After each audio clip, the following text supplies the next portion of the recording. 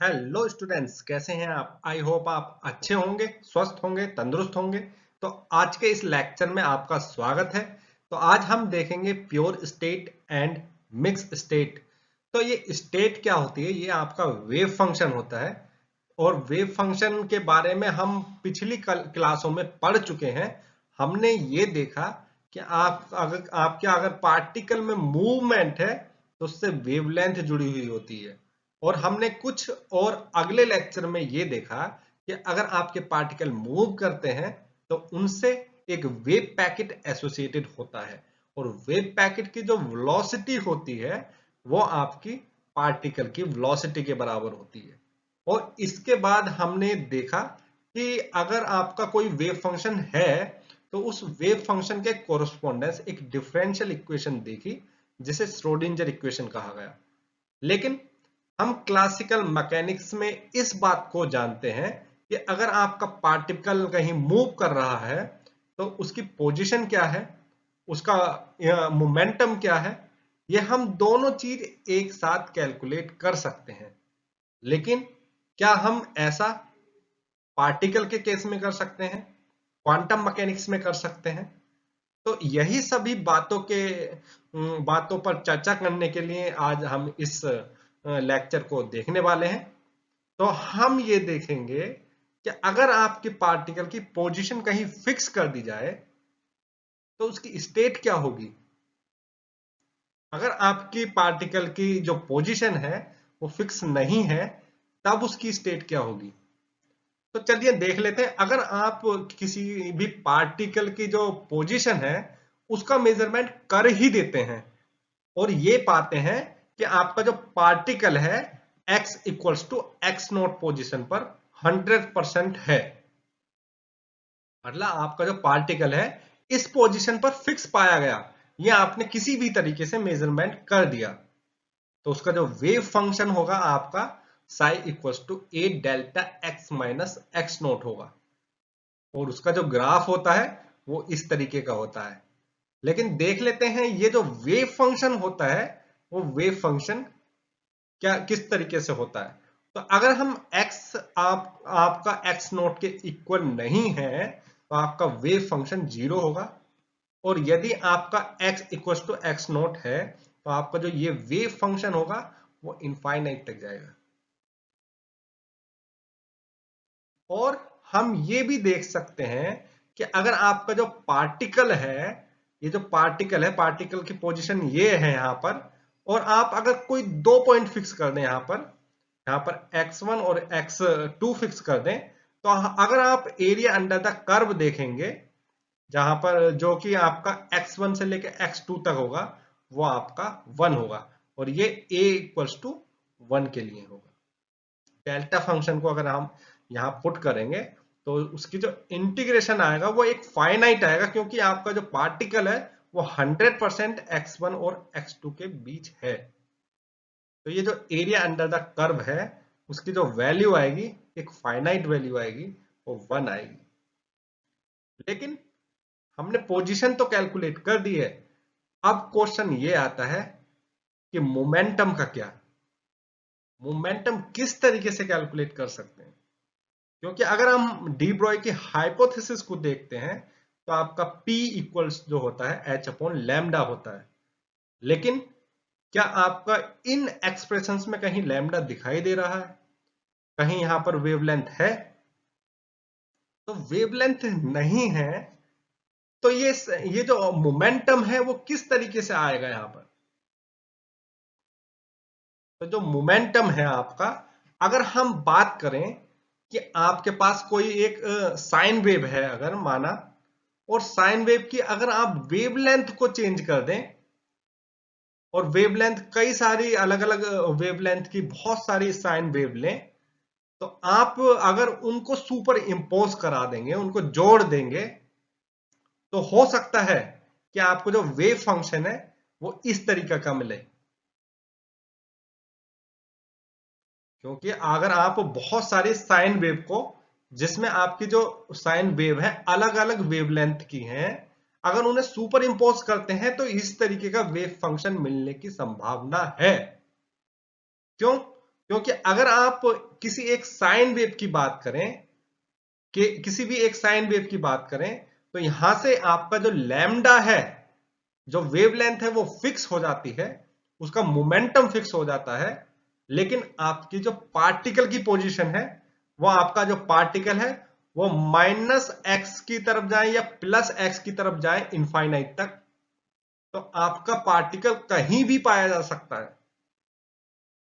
आपके जो पार्टिकल के पाए जाने की संभावना है स्पेस में, वो तो -x और +x दोनों तरफ हो जाएगी। क्यों? क्योंकि आपका यहां पर जो वेवलेंथ है वो फिक्स कर दी है। तो ऐसे ही आप अलग अलग वेवलेंथ के लिए अगर ये सारी चीजें देखते हैं, तो आप ये देखेंगे कि आपकी पोजीशन की जो स्थिति है वो फिक्स नहीं है अलग अलग लैम्डा के लिए। लेकिन होता यही है कि अगर आप इनको सुपर इंपोज करा दें, किसी तरीके से जोड़ दें सारी अलग अलग वेवलेंथ की जो वेव है, तो आपको इस तरीके का फंक्शन मिलेगा। मतलब अगर आप पार्टिकल की जो स्पेस है उसे फिक्स कर दें, तो यह आपका फिक्स नहीं होता है, मोमेंटम फिक्स नहीं होता है। मोमेंटम आपका अलग अलग स्टेट में होगा, अलग अलग आपके वेवलेंथ होंगी, उसके अंदर बहुत सारे वेवलेंथ जुड़ी हुई होंगी, बहुत सारे मोमेंटम जुड़े हुए होंगे। तो एक ऐसा फंक्शन देख लेते हैं जो सुपर इंपोज हो आपका बहुत सारे वेव्स का, बहुत सारे आपके उसके अंदर वेवलेंथ है, और वेवलेंथ का जो सुपर इंपोज होने के बाद आपका जो वेव पैकेट आता है, क्योंकि हम ये पिछली क्लास में भी देख चुके हैं कि अगर आपकी बहुत सारी वेव्स को जोड़ते हैं तो एक वेव पैकेट आता है। तो चलिए देख लेते हैं इस वेव पैकेट को, और इसके माध्यम से समझने की कोशिश करते हैं कि आपके जो पार्टिकल है उसका स्पेस क्या होगा, मोमेंटम क्या होगा, और उसके पाए जाने की संभावना किस तरीके से कैलकुलेट करेंगे। तो यदि मैं एक वेव पैकेट का ग्राफ देखना चाहता हूं तो उसका वेव फंक्शन लिखूंगा। तो वेव फंक्शन आपका वो कुछ इस तरीके का होगा, साई एक्स इक्वल्स टू ई की power -x² upon a² dot E की पावर आई के एक्स। ये जो है आपका ई की पावर आई के एक्स, ये आपकी एक प्लेन वेव है, और ये जो है ई की पावर एक्स वाली जो टर्म है ये आपकी एक एक्सपेंशन है। मतलब यहां पर आपकी मल्टीपल प्लेन वेव जुड़ी हुई है।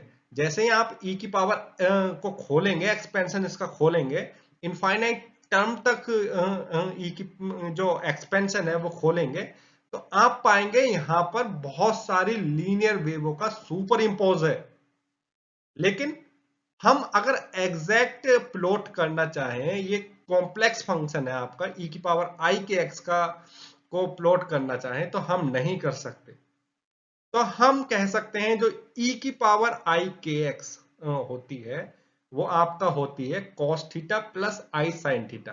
तो या तो आप cos वाली टर्म ले लें या साइन वाली टर्म ले लें, तो आप इस प्लॉट को बहुत आसानी से बना सकते हैं।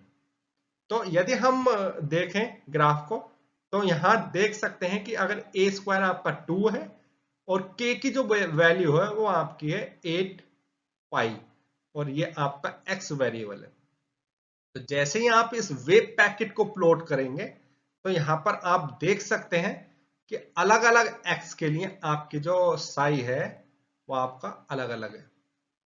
मतलब इस वेव पैकेट के माध्यम से हम ये बात जानते हैं कि ये जो पार्टिकल होता है आपका, इलेक्ट्रॉन प्रोटॉन न्यूट्रॉन्स जो होते हैं या कोई भी एटम जो होते हैं, अगर वो उनके अंदर मूवमेंट होता है तो उनसे वेव पैकेट एसोसिएटेड होता है।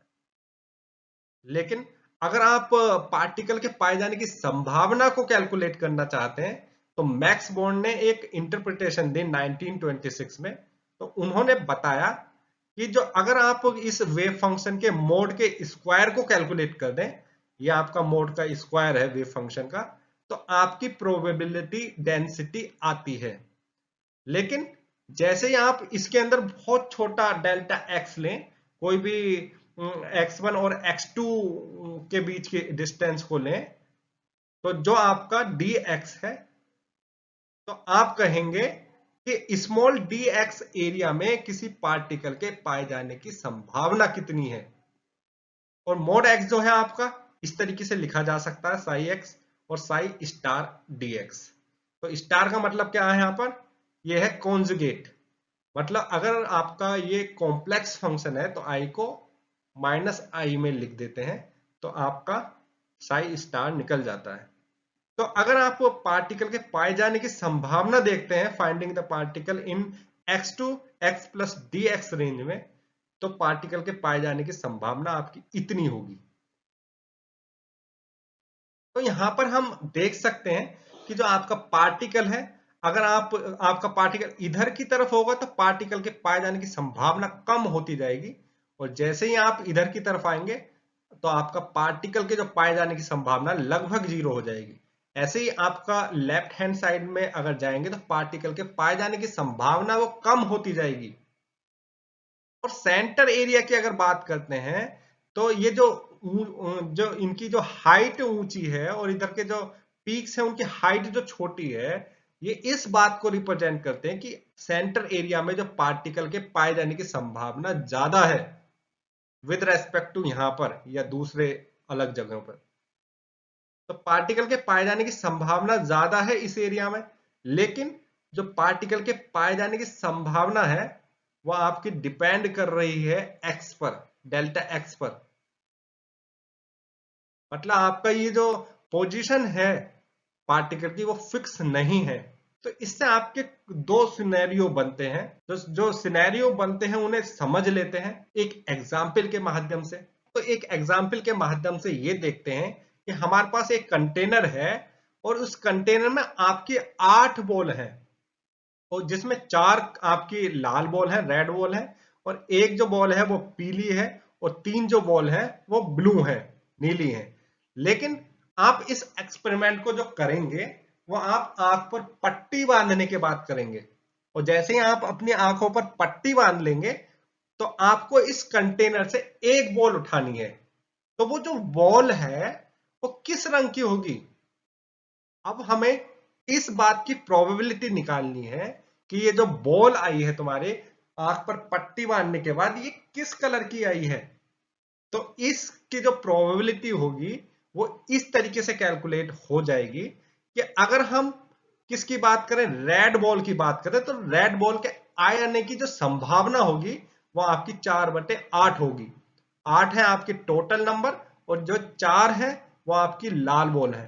तो लाल बॉल के आने की जो संभावना है वो 4/8 है, मतलब 1/2 होगी। ऐसे ही हम कह सकते हैं जो येलो रंग की बॉल आपके हाथ में आने की जो संभावना है वो 1/8 होगी। ऐसे ही हम कह सकते हैं कि आपकी जो ब्लू बॉल आने की जो संभावना है वो 3/8 होगी। तो आप क्या कह सकते हैं कि आपके जो हाथ में जो बॉल आई है उस बॉल की जो कलर है वो तो फिक्स है, लेकिन आपको इस बात का अंदाजा नहीं है वो क्या बॉल है, कौन सी बॉल है। अगर आपको ये बात पता होती कि ये इस कलर की है तो आप कहते कि ये जो बॉल है लाल कलर होने की संभावना 100% है, लेकिन आपको इस बात के बारे में जानकारी ही नहीं है कि आपके हाथ में कौन से कलर की गेंद है। तो यही जो आपके दिमाग में कंफ्यूजन है, लेकिन आपकी जो स्टेट है उसकी, आपकी जो पोजीशन है उसकी, आपके हाथ के अंदर जो बॉल है वो फिक्स है, उसका जो कलर है वो फिक्स है, लेकिन आपको नहीं पता। तो इससे दो निष्कर्ष निकलते हैं आपके। तो देखते हैं इन निष्कर्ष को। तो अगर हम यही चीज हम पार्टिकल के केस की बात करें, जो हम बॉल की बात कर रहे हैं कि उसमें हमें ये नहीं पता वो कौन से रंग की है, तो इसका मतलब ये है हमें पता नहीं है, लेकिन उस हाथ के अंदर एक फिक्स रंग ही है। तो इसके आपके दो सिनेरियो हो सकते हैं। पहला सिनेरियो ये हो सकता है अगर आपके पार्टिकल की जो पोजीशन है वो आपको नहीं पता है, तो अगर किसी इंस्टेंट टाइम पर आप देखना चाहते हैं, अगर पार्टिकल की पोजीशन फिक्स है तो हमें इसका मतलब है हमें उसकी जो जानकारी है वो है नहीं, मतलब पार्टिकल की पोजीशन की जानकारी नहीं है हमें। पोजीशन तो फिक्स है पार्टिकल की, लेकिन हम उसके बारे में नहीं जानते हैं कि उसकी पोजीशन क्या है। लेकिन दूसरा सिनेरियो क्या हो सकता है? दूसरा सिनेरियो ये हो सकता है किसी इंस्टेंट पर, वो ये हो सकता है कि particle is in mix state but it is in different position. मतलब आपके अगर पार्टिकल डिफरेंट पोजीशन पर है, या आपके अगर वेव पैकेट की हम बात करें तो डिफरेंट डिफरेंट पोजीशन पर है, तो इसका मतलब वो ये है कि उसके अंदर मिक्स स्टेट है। मिक्स स्टेट में होने के कारण ही हम ये बात नहीं बता पा रहे थे कि हाथ के अंदर किस रंग की गेंद है। वही सेम चीज हम पार्टिकल को नहीं बता पा रहे हैं किसी वेव पैकेट के अंदर कि पार्टिकल की जो पोजीशन है वो क्या है, क्योंकि वो मिक्स स्टेट में है, उसकी जो पोजीशन है वो अलग अलग है। तो अगर आप ये चाहते हैं कि उसका मेजरमेंट कर ही दें, अगर उसकी पोजीशन का आप मेजरमेंट कर ही डालते हैं किसी टाइम पर, तो आप देखेंगे जो आपका जो फंक्शन था, वेव पैकेट था, वो किस में कन्वर्ट हो जाता है? वो डेल्टा फंक्शन में कन्वर्ट हो जाएगा। मतलब यहां पर जो आपके पार्टिकल की पाए जाने की संभावना है, यहां पर भी हो सकता है, यहां भी हो सकता है, यहां भी हो सकता है, यहां भी हो सकता है। लेकिन अगर आपने मेजरमेंट कर ही दिया पोजीशन का, मतलब उसकी पोजीशन फिक्स कर ही दी, तो आपका जो ये फंक्शन है इस फंक्शन में कन्वर्ट हो जाएगा।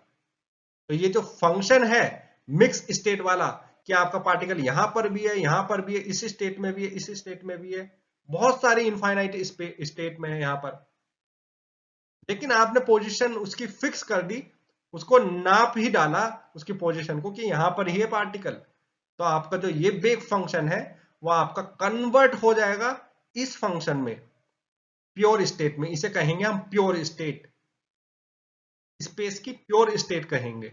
और ये जो है आपका मिक्स स्टेट है किसी भी पोजीशन की। तो हम कह सकते हैं कि जो हमारा फंक्शन होगा ये वाला, वो कन्वर्ट हो जाएगा डेल्टा फंक्शन में। तो इस तरीके से हम ये देख लेते हैं अब कि आपकी जो मोमेंटम है या आपका जो स्पेस है, उनकी प्योर स्टेट, उनकी मिक्स स्टेट किस तरीके से हम मैथमेटिकल फॉर्म में लिख सकते हैं।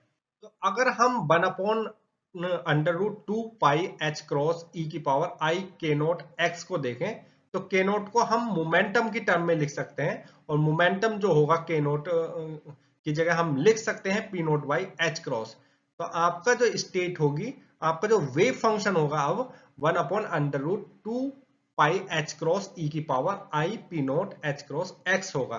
तो इस वेव फंक्शन के अनुसार अगर आप प्रोबेबिलिटी डेंसिटी निकालना चाहते हैं तो आप इस तरीके से निकाल सकते हैं। इसका कॉम्प्लेक्स कॉन्जुगेट निकालेंगे आप, तो कॉन्जुगेट निकालने के बाद यहाँ पर आई की जगह आपका -i रिप्लेस हो जाएगा, और साई की जगह आप इस इक्वेशन को ऐसे ही पुट कर देंगे।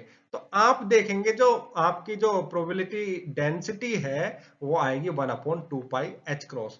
मतलब आपके जो पार्टिकल के पाए जाने की संभावना है वो कुछ ना कुछ है।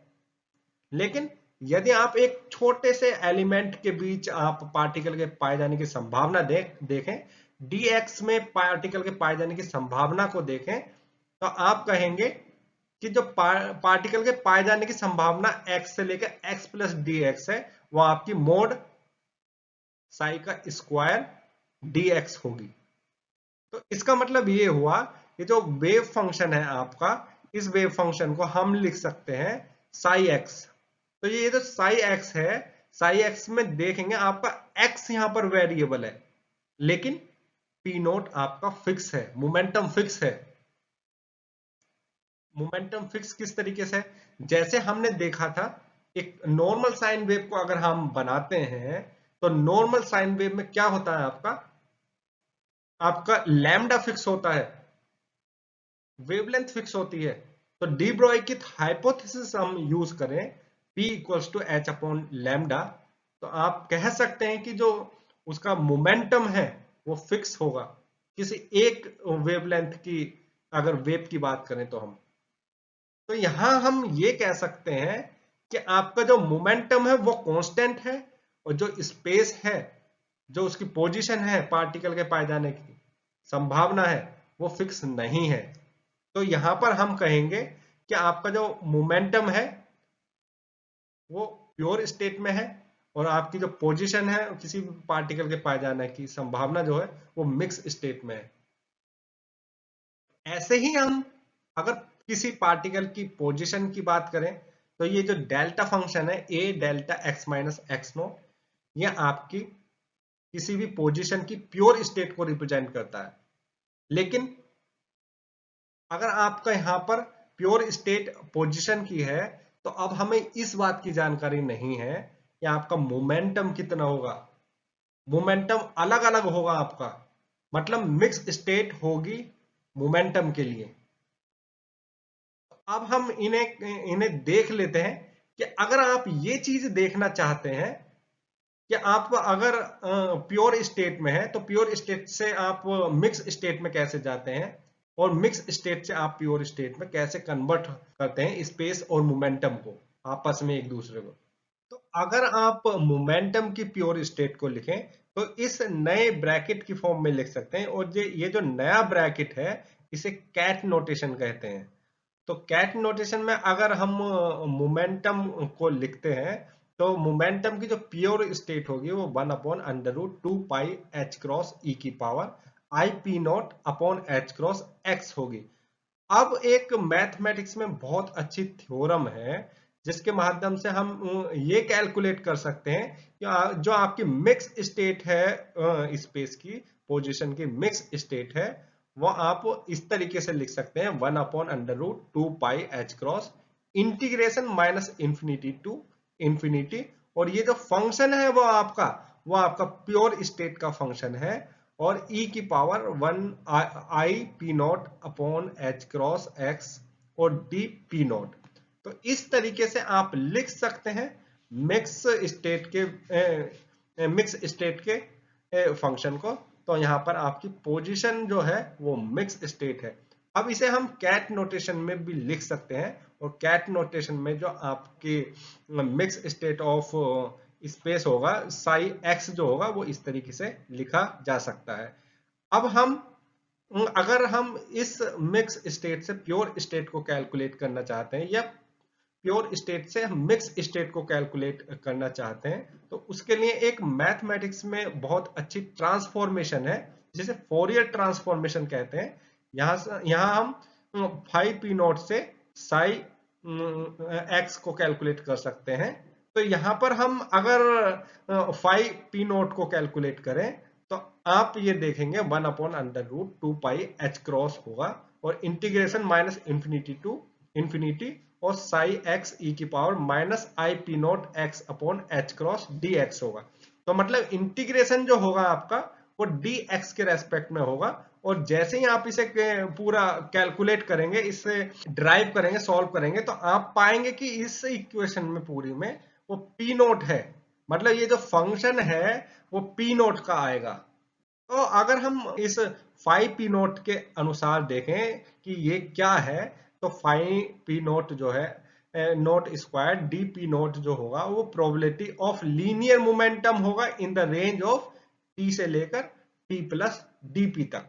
तो अगर आप लीनियर मोमेंटम की प्रोबेबिलिटी को देखना चाहते हैं किसी पार्टिकल की तो वो p से लेकर t प्लस dp होगा, मतलब probability of linear momentum in the range of t से लेकर p प्लस dp के बीच जो होगी वो 5p नोट का मोड का स्क्वायर dp नोट होगा। तो अब हम देख लेते हैं आज के लेक्चर के कंक्लूजन। तो अगर हम कंक्लूजन की बात करें तो पहला कंक्लूजन यही है हमारा कि स्टेट का मतलब होता है किसी भी पार्टिकल का वेव फंक्शन। तो अगर हम कहीं भी स्टेट की बात करेंगे तो इसका मतलब उसके वेव फंक्शन की बात कर रहे हैं। तो अगर हम दूसरे कंक्लूजन को देखें एट ए गिवन इंस्टेंट तो कोई भी जो वेव फंक्शन हो सकता है वो प्योर स्टेट भी हो सकता है और वो नहीं भी हो सकता किसी भी ऑब्जर्वेबल क्वांटिटी का। ऑब्जर्वेबल क्वांटिटी क्या हो सकती है, आपकी स्पेस हो सकता है, मोमेंटम हो सकता है, एनर्जी हो सकती है, टाइम हो सकता है। तो ये अलग अलग जो ऑब्जर्वेबल क्वांटिटी है उनके लिए आपका प्योर स्टेट हो भी सकता है, नहीं भी, क्योंकि हमने ये देखा कि स्पेस की अगर हम बात करें तो उसकी प्योर स्टेट भी होती है और मिक्स स्टेट भी होती है। ऐसे ही मोमेंटम के केस के लिए देखा। अगर हम तीसरे कंक्लूजन की बात करें तो वो ये है कि अगर हमारा कोई वेव फंक्शन है उसकी प्योर स्टेट नहीं है तो हम ऑब्जर्वेबल जो क्वांटिटी है उस ऑब्जर्वेबल क्वांटिटी को प्रोबेबिलिटी के माध्यम से निकालेंगे।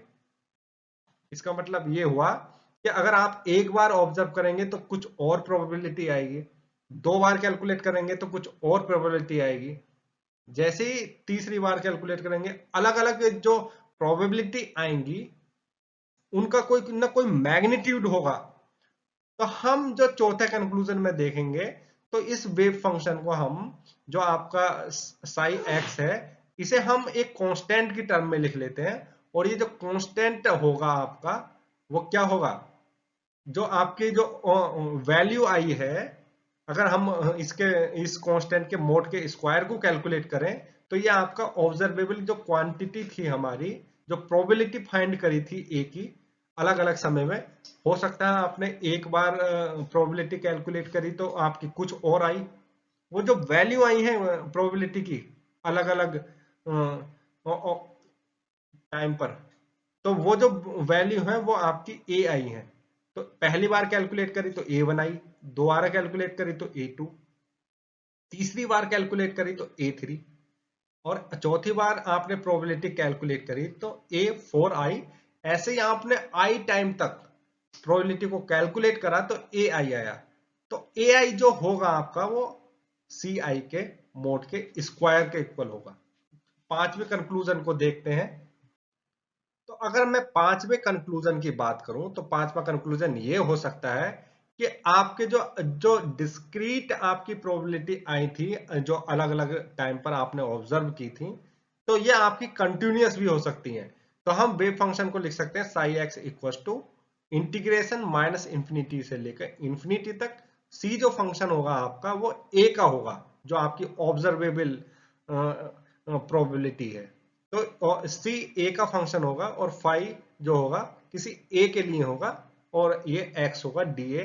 तो आपकी जो प्रोबेबिलिटी होगी फाइंडिंग किसी भी ऑब्जर्वेबल क्वांटिटी की वो होगी मोड सी ए का स्क्वायर डी ए, और ये होगी ए से लेकर ए प्लस डी ए रेंज में। ऐसे ही हम अगर अगले कंक्लूजन की बात करें तो अगला कंक्लूजन ये है कि सपोज करो अगर आपका पार्टिकल किसी मिक्स स्टेट में है, और मिक्स स्टेट में होने के बाद उसकी जो ऑब्जर्वेबल क्वांटिटी है कोई भी ए है, हो सकता है वो ए की जगह आपका स्पेस हो सकता है, मोमेंटम हो सकता है, एनर्जी हो सकती है, टाइम हो सकता है, कुछ भी आपकी ऑब्जर्वेबल क्वांटिटी हो सकती है, और वो मिक्स स्टेट में है और आप चाहते हैं इसका मेजरमेंट करना।